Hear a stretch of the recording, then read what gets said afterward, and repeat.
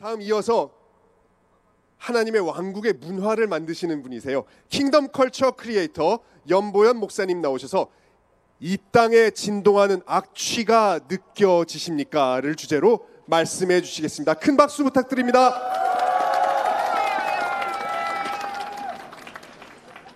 여러분, 하나님께서 우리나라를 돌보고 계심을 믿으십니까? 아멘. 그 믿음으로 우리가 지금 이곳에 있는 줄을 믿습니다. 아멘. 하나님께서 애굽 땅에서 무려 430년 동안이나 종살이하던 이스라엘 백성들의 고통의 신음소리를 들으시고 그들을 기억하셨습니다. 그리고 그들을 구원하시기 위하여 10가지의 재앙으로 애굽 땅을 치셨습니다. 그 10가지 재앙은 단순한 자연재해가 아니라 그 당시 애굽 사람들이 섬기던 신들을 하나하나 지목하시며 심판하신 것이었습니다. 그런데 그 재앙을 어떻게 시작하셨습니까? 우리는 맨 처음 2번의 재앙을 주목할 필요가 있습니다. 맨 처음엔 나일강을 치셨습니다. 나일강은 그냥 강물이 아니라 애굽 사람들의 정체성이었고 그들의 자랑이었고 그들의 생명의 젖줄이었습니다. 그러나 그 강물을 한순간에 핏물로 바꾸셔서 더 이상 그 물은 마실 수 없는 물이 되었고 생명이 살 수 없는 강이 되었고 고기 썩는 악취가 진동하게 되었습니다. 그래서 어떻게 되었습니까? 한때는 그들의 자랑이었고 생명줄이었던 나일강이 이제는 그들의 미움의 대상이 되었던 것입니다.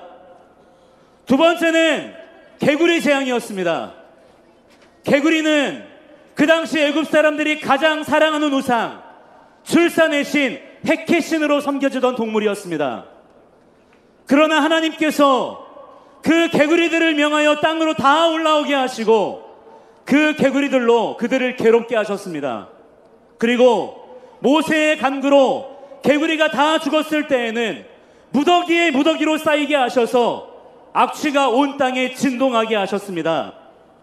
한때는 그들이 그렇게 사랑했던 신이었던 개구리가 이제는 그들에게 고통과 혐오의 대상이 된 것입니다. 이 2가지의 재앙을 통해 하나님은 애굽 온 땅의 사람들에게 결과적으로 악취를 맡게 하셨습니다. 그들이 그렇게 의지하고 사랑하던 것들의 진짜 실체가 무엇인지를 알게 하신 것입니다. 지금 우리나라 가운데도 곳곳에서 악취가 진동하고 있습니다. 여러분, 이 악취가 진동하는 것이 느껴지십니까? 그들이 그렇게 자랑하던 민주화 운동이 사실은 공산주의 체제 전복 운동이었음이 드러났습니다. 그들이 그렇게 자랑하던 애국심은 하나님이 세우신 조국 대한민국에 대한 것이 아니라 중국에게 셰셰 하는 것이었음이 드러났습니다. 겉으로는 국민들을 위한다고 했지만 실제로는 국민들을 자기보다 열등한 존재로 여기며 검열과 고발과 탄압을 일삼고 있습니다. 대통령의 고유 권한에 따라 합법적으로 진행된 계엄령을 불법 계엄이라고 하더니 정작 지금 이 나라의 사법체계가 어떤 세력에 의해서 무너지고 있는지 온 국민들이 똑똑히 목격하고 있지 않습니까? 여러분, 우리가 지금 이 악취를 다 맡아야 합니다. 피하거나 고개를 돌리지 마시고 다 맡으시기 바랍니다. 그리고 지금의 이 악취와 고통을 기억하시기 바랍니다. 그래서 다시는 이러한 세력들에게 힘을 실어주거나 동조하거나 지지해서는 안 되는 것입니다. 지금 수많은 국민들이 그 악취를 맡고 이들의 실체를 알게 되어 그들 곁을 떠나고 있습니다. 수많은 10, 20, 30 세대들이 깨어나고 있습니다. 이 땅에 진동하는 악취를 통해서 시대적인 계몽과 변화의 역사가 지금 일어나고 있는 것입니다. 그런데 여러분, 세상은 이렇게 엄청나게 깨어나고 있는데, 세상은 이 악취를 다 느끼고 있는데, 정작 코를 틀어막고서 고상한 척하며 여전히 세상과는 마치 상관없는 자들인 것처럼 무시하며 방관하는 수많은 교회와 목회자, 교인들이 있다는 사실에 저는 너무나 마음이 비통합니다. 아니, 코를 틀어막고 있는 정도가 아니라 오히려 그들의 편에 서서 함께 악취를 풍기고 있습니다. 대통령 탄핵을 누구보다 적극 찬성하고 가장 먼저 앞다투어 시국선언을 외쳤으며, 이미 훨씬 그 이전부터 대통령 하야를 외치던 목회자, 신학교 교수, 기독교 단체 그룹들이 있습니다.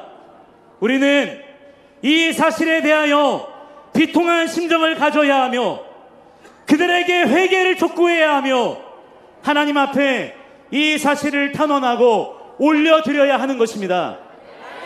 제가 유튜브 방송을 본격적으로 시작한 이후로 하루에 적어도 10몇 통, 많게는 수십 통씩 메일이 옵니다. 그 내용들이 다 어떤 내용들이냐? 목사님, 나라를 위해, 대통령을 위해 기도하고 싶은데 우리의 교회는 단 한마디도 언급하지 않습니다. 기뻐하라고만 합니다. 복받으라고만 합니다. 어찌하면 좋습니까? 목사님, 대표기도 시간에 대통령을 위해서 기도했더니 예배 끝나고 장로님들, 목사님과 면담을 해야 했습니다. 대통령이 불법적으로 체포되었을 때 너무나 가슴이 찢어질 것 같았는데 정작 목사님은 너무 잘된 일이라며 기뻐하는 모습을 보고 제 마음이 무너졌습니다. 마음을 놓고 나라를 위해 기도하고 싶습니다. 교인들 대다수가 좌파 지지자를 이어서 아무 말도 할 수가 없습니다.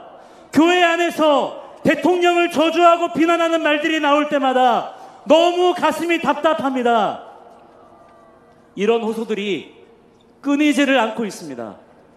여러분, 이게 과연 정상입니까? 이것이 과연 정상적인 교회의 모습이란 말입니까? 제가 교회 내 좌파 세력에 대해서 언급했더니 좌파는 기독교를 그렇게 미워하는데 왜 이렇게 교회에는 좌파가 많냐? 제가 그 문제를 언급했더니 수많은 목회자들, 교인들이 왜 너는 사랑이 없느냐, 분열을 조장하느냐, 구구 목사다, 정치 목사다 라면서 비난합니다. 그렇다면 지금 이런 행태는 과연 사랑이고 연합인가요? 우리가 외쳐야 하는 그리스도의 사랑, 정의와 공의가 저 종중 세력들, 인본주의 좌파 세력들에게 굴복하는 것입니까? 그리스도의 사랑은 악한 자들과 손을 잡는 것입니까? 불의와도 타협하는 것이 연합입니까? 저는 그러한 생각에 절대로 동조할 수 없으며 신앙의 자유와 우리 자녀들의 인생을 위해서라도 끝까지 싸울 것입니다. 그래서 저는 이 시간 마지막으로 이 자리에서 한국교회 목회자들과 교인들, 신학교 교수들에게 촉구하고자 합니다.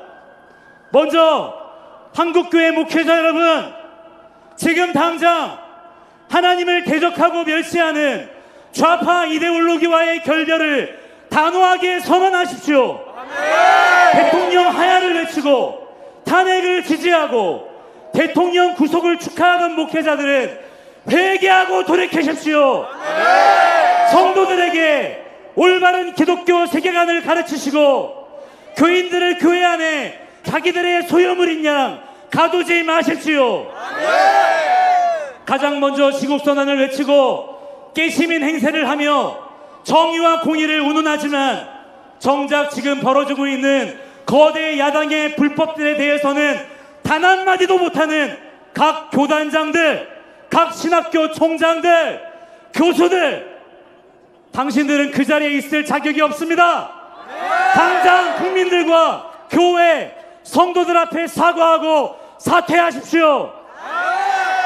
한국교회 교인, 성도 여러분, 진정 한 분 하나님을 섬기고 성경이 유일한 진리임을 믿으며 예수님이 만왕의 왕이심을 믿는다면 어떻게 민주당 저 반국가 세력을 지지할 수 있단 말입니까?